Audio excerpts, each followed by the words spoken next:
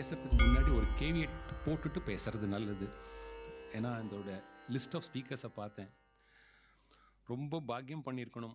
இவ்வளவு பண்டிதால கேதர் பண்ணி ஒரு இடத்துல பேச வச்சு நீங்கள் அவ மூலம் சத்தான விஷயங்களை அத்வைத வேதாந்தத்தை தெரிஞ்சுக்கிறதுக்கான ஒரு பெரிய சந்தர்ப்பத்தை அகம் பிரம்மாஸ்மி அவருடைய யங் டீம் தத்துவலோகா எல்லாம் ஆச்சரிய கிருப்பையில் உங்களுக்கு கிடச்சிருக்கு. பெரிய பெரிய ஜாம்பவான்லாம் அவங்களோட பேசுறதுக்கு இங்கே next 2.5 days they have lined up. எதை எடுத்தாலும் அட்டாச்மெண்ட் அப்படிங்கிறது ரொம்ப டீப் அட்டாச்மெண்ட்டும் இல்லை. சக்தானாம் கர்ம யோகா, யாருக்கு ரொம்ப அட்டாச்மெண்ட் இருக்கோ அவளுக்கு கர்மயோகம் சொல்லியிருக்கு. கர்மா பண்ணி எல்லாத்தையும் ஈஸ்வரப்பணமா பலத்தை விடு அப்படின்னு. நாங்கள் இது ரெண்டுலையும் இல்லாத நடு தெருவில் சிக்கின்னு இருக்கோம். ஏது நாத்தியந்த சக்தாக நாபி அத்தியந்தம் விரக்தாக. எங்களுக்கு ரொம்ப ஆசக்தியும் இல்லை, ஆசக்தியை பூர்ணமாக விடவும் முடியல. எல்லாம் இருக்கு, குடும்பம் வேலை எல்லாம் இருக்கு. ஆனால் வேதாந்தத்திலையும் ஒரு ருச்சி ஏற்பட்டிருக்கு, பகவத் குணங்களில் ஒரு ருச்சி ஏற்பட்டிருக்கு. பிராச்சீன காலத்தில் நியாயம் என்கிற வார்த்தை எல்லாமே மீமாம்சா சாஸ்திரத்தில் தான் உபயோகப்படுத்தியிருக்கு.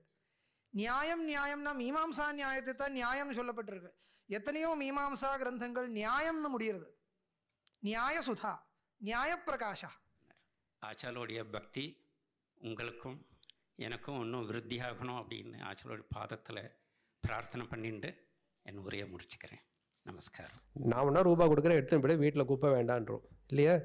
எந்த விஷயங்கள் நம்மளை பாதிச்சதோ அந்த விஷயங்கள் நம்மளை பாதிக்கலைன்னா நம்ம ப்ராக்ரஸ் பண்ணியிருக்கோன்னு அர்த்தம்.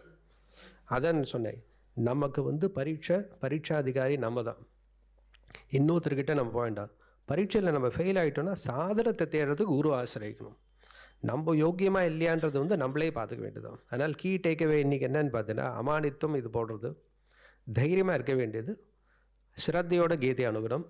கண்டிப்பாக கீதா பாஷ்யம் யார்கிட்டயா போய் நம்ம சாஸ்திரியமாக படிக்கணும். பிரதானமாக ஒரு 4 அனுபந்தங்கள் இருக்கு.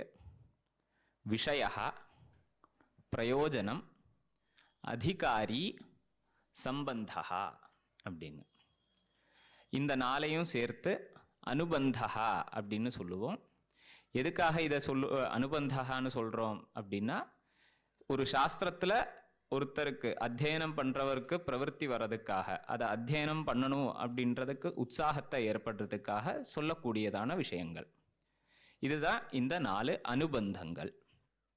பொதுவாக ஒரு ஜீவன் இந்த லோகத்தில் ஜனிக்கும் பொழுது, பிறக்கும் பொழுது ஒரு பிராகிருத சிசுவாக பிறக்கின்றது. என் மௌனம் ஸ்ரீ தட்சிணாமூர்த்திவேத்யம் தத் கிம் குர்யாம் சங்கராரியஸ்ய சாக்ஷாத் மௌனாபியந்தராலே ஹதோஸ்மி. ஒருத்தர் மௌனமாக இருக்கலாம், அந்த மௌனத்தோட ஆழம் எப்படி இருக்குன்னு யாருக்காவது தெரியுமான்னு கேட்டால், பகவத்பாதாளோட மௌனம் சாக்ஷாத் தட்சிணாமூர்த்திக்கு மாத்திரம்தான் தெரியும். சரி, ஒருத்தர் மௌனமாக இருக்கலாம், இல்லை பேசலாம். இப்போ பேச்சு எப்படி இருக்குன்னா, அந்த பேச்சோடு ஆழம், பேச்சோடு சூக்ஷ்மார்த்தம் எப்படி இருக்குன்னு கேட்டால் சாக்ஷாத் சாரதாம்பாளுக்கு மாத்திரம்தான் தெரியும். குருர் பிரம்மா குருர் விஷ்ணு குருர் தேவோ மகேஸ்வரः குரு சாக்ஷாத் பரம்பிரம்ம தஸ்மை ஸ்ரீ குரவே நமः. மேல்வாரியாக நாம் பார்த்தோன்னா அத்வைத்தம்னா என்னன்னு முதல்ல புரிஞ்சுடுவோம். அதனுடைய ஒரு 2-3 சித்தாந்தங்களை நாம் மனசில் வாங்கிட்டோன்னா, ஹரி ஓம் சத்குரு சரணாரவிந்தாபியாம் நம. இந்த 3 நாள் வேதாந்திக் ரிட்ரீட்டுங்கிறது ரொம்ப ஆச்சாரியோட அனுகிரகத்தில் ஒரு விக்னமும் இல்லாமல் நல்லபடியாக நடந்தது. ஒரு நல்லபடியாக கற்றுண்டாள்னா நம்ம ஆச்சாரியால் சொல்கிற மாதிரி முயற்சி பண்ணணும். நம்ம இந்த வேதாந்த சாஸ்திரம்ங்கிறது வந்து பெரிய பெரிய பண்டிதாளுக்கு மாத்திரம்தான் அப்படிங்கிறது இல்லை, நம்ம எல்லாருக்கும் உண்டானது தான். எல்லாரும் நம்ம ஆரம்பிக்கணும். ஸோ அந்த படியில் ஏறி, ஏணிப்படியில் ஏறி போயிட்டே இருக்கணும். பகவான் கிருஷ்ணர் யாரையும் கைவிட மாட்டார். இது இந்த ஜென்மால சார்த்தகமாகிறதோ இந்த ஜென்மால கிடைக்கிறதோ இல்லையோ அதை பற்றி நம்ம கவலைப்பட வேண்டாம்.